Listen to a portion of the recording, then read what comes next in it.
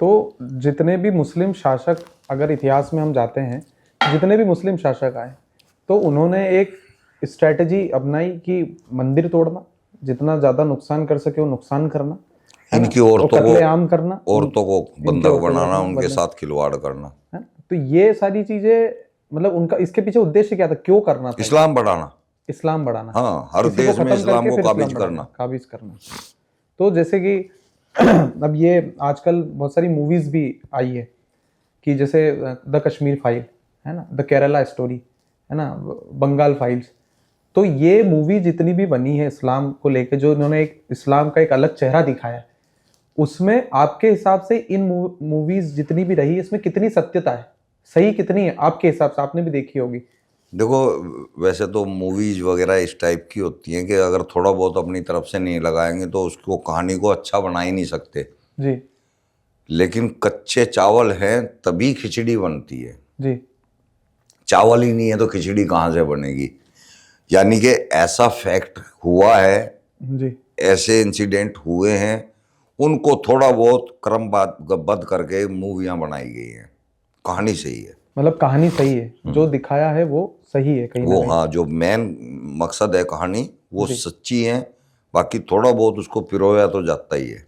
ठीक है। जैसे कि इस्लाम में मैंने देखा है कि हज पे जाने का एक रहता है मक्का में, तो हज क्यों जाते हैं?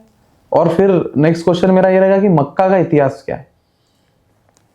अच्छा, मक्का का इतिहास अगर आप देखेंगे ना, मोहम्मद 6वीं और 5वीं शताब्दी के अंदर था। ठीक है।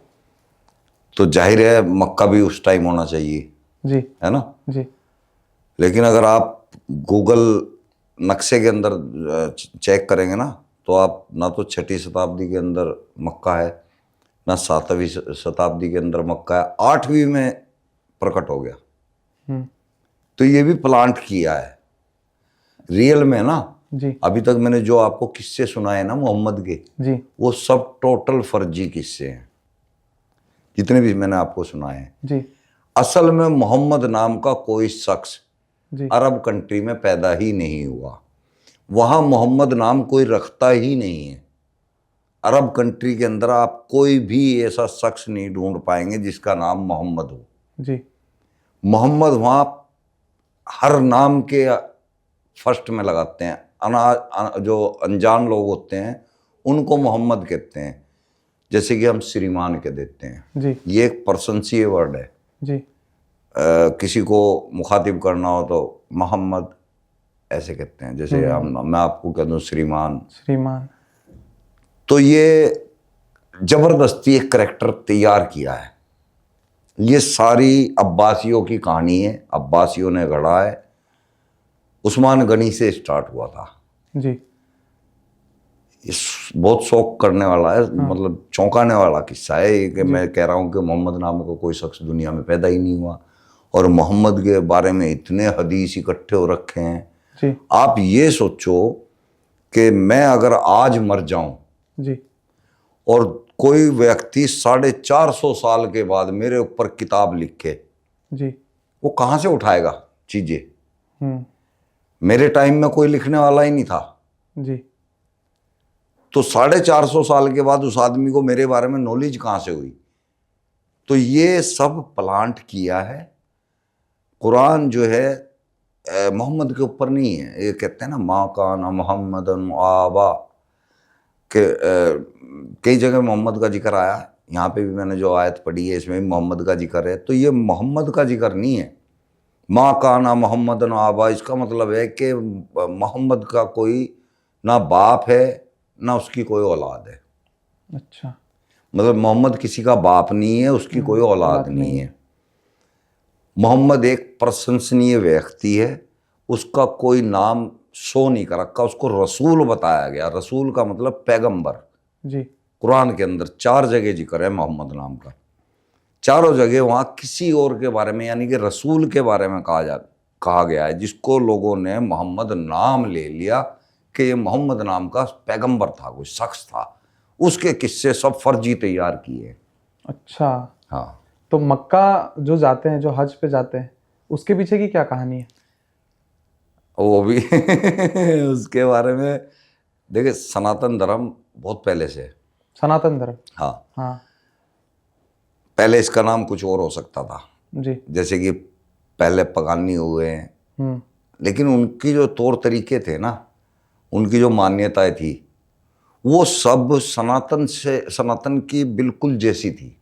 हाँ, जैसे कि मज़ारों पे भी फूल चढ़ते हैं, मूर्तियों पे भी फूल चढ़ते हैं, हाँ, वो कपड़ा मूर्तियों की चढ़ाते हैं, पूजा। इत्र चढ़ता है, सारी चीजें चढ़ती है। तो वो मतलब हाँ, जो वर्शिप का जो एक मेथड है, वो इस्लाम में और अन्य जो दूसरे भी धर्म है उसमें सिमिलर पाया जाता है। हाँ, हाँ। हाँ तो उस टाइम इसी टाइप के लोग हुआ करते थे, और कई धर्म थे उस वक्त, छोटे छोटे। जी। यहूदी भी था, ज्यूस था, ईसाइयत भी थी, सनातन भी था, पैगान भी था, बहुत सारे थे, नाम भी नहीं लिए जाएंगे, इतने धर्म थे। सबके पास अपनी अपनी एक पूजा पद्धति और त्योहार थे, जी। सारे धर्मों के पास। ठीक है। मोहम्मद ने जब एक इस्लाम तैयार किया, मैं फिर यहाँ कह रहा हूँ कि मैं जो ये कहानियाँ बता रहा हूँ ना, ये लिखी हुई बता रहा हूँ, जी। रियल में ऐसी कहानियाँ नहीं थी। अच्छा, वास्तविकता में ऐसा कोई व्यक्ति एग्जिस्ट ही नहीं करता है। हाँ, जी। लेकिन ये जो कहानियाँ बता रहा हूँ वो बता रहा हूँ जो इंगित है, लिखी हुई है। मोहम्मद के पास कोई पूजा पद्धति नहीं थी, मोहम्मद के पास कोई त्योहार नहीं था, कोई तीर्थ नहीं था। इन लोगों ने मक्का जो था, असल में 3 देवियों का उस टाइम प्रचलन था, लात, मनात और उज्जा। जी। पूरा अरब कंट्री मैक्सिमम उसको मानता था और उसी की पूजा होती थी। और वहाँ पे जो मक्का के अंदर थे, उसके अंदर भी उन तीनों मूर्तियों के स्तंभ थे। मक्का के अंदर हिंदू मूर्तियों के स्तंभ थे। थे से मतलब मैंने गलत कह दिया, थे। जी। वो आज भी है। आज भी है। हाँ, वहाँ कोई मोहम्मद की कब्र नहीं है। तो फिर तो ऐसा कहते अगर हैं आप आज ही मक्का को तुड़वाओ, मेरे बयान के ऊपर मैं जिम्मेदार हूँ।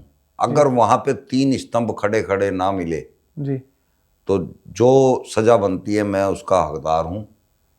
आज भी वहाँ पे वो तीनों देवियों के स्तंभ मौजूद है। बाहर के जो मूर्तियाँ थी जी। उनको मोहम्मद ने तोड़ दिया था, लेकिन अंदर की जो मूर्तियाँ थी वो एज इट इज है।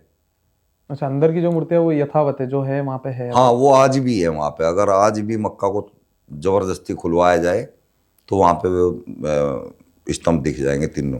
तो जैसे वो मक्का है और उस बीच में जो एक एक रूम टाइप कह सकते हैं, या फिर एक स्टैचू के टाइप से कह सकते हैं, तो वो वास्तविक में उसके अंदर क्या है और वो है क्या, मतलब वो चीज क्या है जिसके अंदर ही पीछे तो होता है वो, वो तो बाहर, परिक्रमा करते वो हैं। तो हम वो वहाँ तक आने वाला हूँ मैं हज के बारे में। जी। अभी तो ये मैंने बताया कि मक्का क्या है, जी। उसके अंदर क्या है। जी। अब इनके पास कोई प्रक्रिया नहीं थी, तो इन्होंने हिंदुओं के तीर्थ से, जो हिंदू तीर्थ पे जाते हैं, वो क्या करते हैं कि जब तीर्थ पे जाते हैं तो मुंडन कराते हैं, जी। वाइट कपड़ा पहनते हैं, जी। उसके बाद अपनी पूजा अर्चना करते हैं। जी। पूजा अर्चना होने के बाद में वो एक बलि देखते थे। जी। उसके बाद में वो प्रसाद का इंतजाम करते थे, प्रसाद बांटते थे। जी। उसके बाद में फिर वो गंगा जल लेते थे। जी। उस सॉरी, इसके बीच में मैं परिक्रमा खा गया कि वो अपने देवता की परिक्रमा करते थे, फिर वो लास्ट में गंगा जल लेके आते थे। मोहम्मद ने हज के अंदर एज ए टीज कॉपी किया है, बिल्कुल सनातन को एज ए टीज। क्या होता है कि जब ये हज को जाते हैं ना, तो वहां जाते इनको वाइट सूत का कपड़ा पहनना पड़ता है, जी। जो कि हिंदुत्व के अंदर था, ठीक है। सनातन के अंदर था, तीर्थ में। हम्म। फिर उसका मुंडन होता है, हम्म। हिंदुओं में होता है, जी। सनातन में होता है। फिर ये अपनी पूजा अर्चना करते हैं, नमाज हम्म। हिंदुओं में पूजा होती थी। उसके कंप्लीट होते ही फिर ये परिक्रमा करते हैं, उसको तवाफ बोलते हैं, जी। मक्का का तवाफ। जी। हिंदू अपने मंदिर की वो करता था परिक्रमा, हम्म। इन्होंने नाम चेंज कर दिया तवाफ। उसके बाद इनका हज कंप्लीट हो जाता तो ये हिंदू कुर्बान बलि देता था, इन्होंने नाम रख दिया कुर्बानी। जी। कॉपी सेम ही चल रही है अभी तक। हिंदू प्रसाद लेता था, उसके बाद प्रसाद बांटता था, इन्होंने प्रसाद का नाम तबर्रुख रख दिया, जी। ये तबर्रुख बांटते हैं। हिंदू गंगा जल लेके आता था, इन्होंने जमजम लाना शुरू कर दिया। Zamzam same water. Two same copy है, जी। बच्चा भी समझ सकता है। इसी तरह नमाज आई। जी। इनके पास थी नहीं कोई पद्धति पूजा। इन्होंने देखा उस वक्त जो वो क्या बोलते हैं पारसी, जी। पारसियों की किताब है, जैसे मुसलमानों की किताब कुरान है, पारसियों की है जैन अवेस्ता।